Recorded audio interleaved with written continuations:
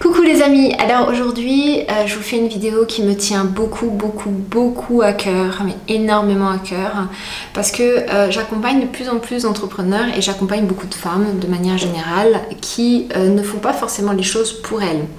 Elles vont faire les choses parce que ça va faire plaisir à leur mari, parce que ça va faire plaisir à leur famille, parce que ça va faire plaisir à un éventuel prétendant, parce que c'est bon pour le marketing, parce que, enfin bref, on fait plein de choses parce que il y a des codes, il y a des règles, il y a des choses qui disent que ça doit être fait comme ça.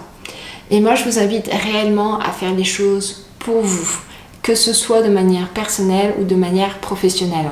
Je vais vous donner un petit peu plus de détails, mais déjà dans un premier temps, je me présente pour les personnes qui ne me connaissent pas.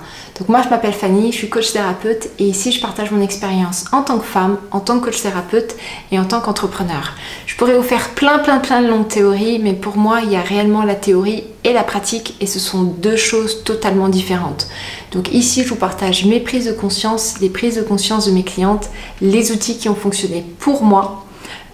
Et qui ont vraiment dans du concret, vraiment dans la vraie vie de tous les jours, autant dans le côté professionnel que le côté personnel. Si vous voulez aller plus loin avec moi, je vous mets juste en bas le lien pour mes programmes en ligne et aussi pour mes accompagnements en privé.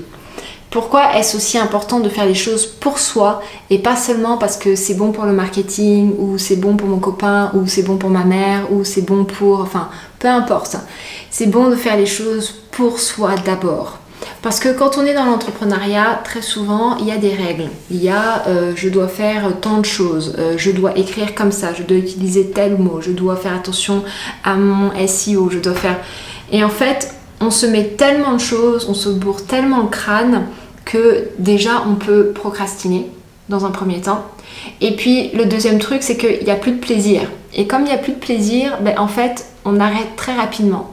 Parce que quand on commence dans l'entrepreneuriat, il y a ce qu'on appelle la traversée du désert. Et quand on est dans la traversée du désert et qu'il n'y a pas de plaisir, bon courage pour continuer et bon courage pour avancer. Parce que honnêtement, à moins d'être maso, c'est pas tenable, c'est vraiment pas tenable. Imaginez, vous êtes en train de développer une entreprise, vous n'avez pas encore de clients, vous êtes en train de créer énormément de contenu, votre contenu il n'est pas encore beaucoup vu, du coup vous avez l'impression de tourner en rond, c'est très dur. Donc si vous faites des choses que vous n'aimez pas, vous allez lâcher.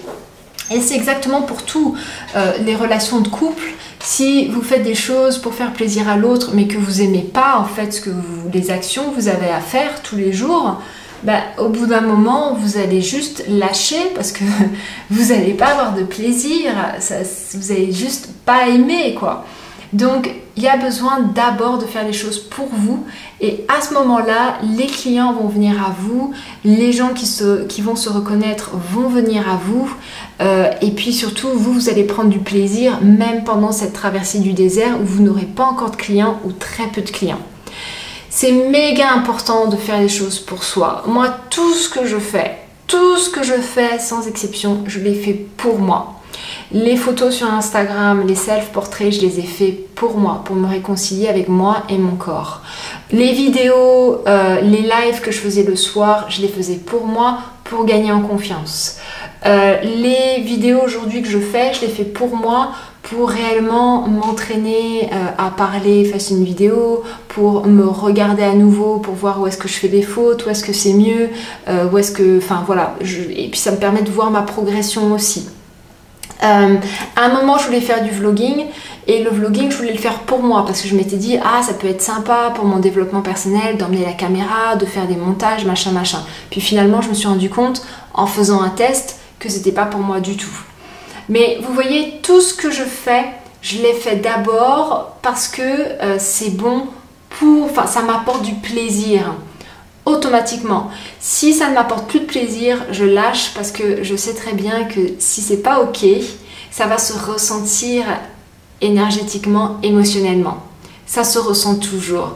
Quand on prend son pied, quand on kiffe, quand on est heureux, ça se ressent. Quand on fait des choses parce qu'on a à se forcer, parce que marketingment parlant, je dois le faire, ou parce que je dois faire à manger à mon mari, parce que je dois le faire, on le ressent. l'énergie n'est pas la même, l'intention n'est pas la même et le résultat n'est pas le même.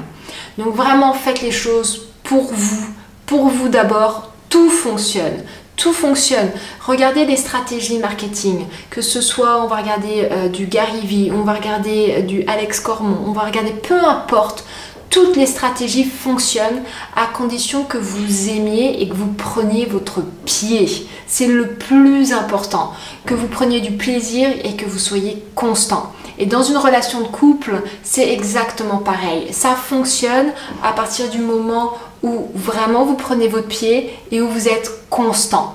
C'est toujours pareil. Et très souvent dans les couples, qu'est-ce qui se passe? C'est qu'au bout d'un moment, en fait, c'est monotone. Il n'y a plus de surprise. On fait tout le temps la même chose. Donc du coup, on se lasse. Donc du coup, comme on se lasse ici parce que le riz, il est blanc et on me sert toujours du riz blanc, je commence à regarder un peu le haricot. Vous voyez, tout fonctionne à condition de kiffer et à condition que ce soit constant et de rajouter réellement de la surprise et de se renouveler encore et encore et encore et encore. Voilà, c'était une vidéo que je voulais faire, ça me tenait beaucoup à cœur parce que c'est une énorme prise de conscience pour moi cette année et je pense que ça peut servir à énormément de personnes, que ce soit autant dans l'entrepreneuriat que dans la vie professionnelle, que dans la vie personnelle. Vraiment pensez à ça, faites les choses pour vous. Le plus important c'est de kiffer, de kiffer, de kiffer, d'être constant, créatif et kiffer. Voilà, moi sur ce, je vous remercie. Mettez-moi en bas les commentaires, qu'est-ce que vous pensez de tout ça. Et puis je vous embrasse très fort. Likez, partagez, ça peut servir à d'autres personnes. Je vous souhaite une belle journée ou une belle soirée. Ciao, ciao!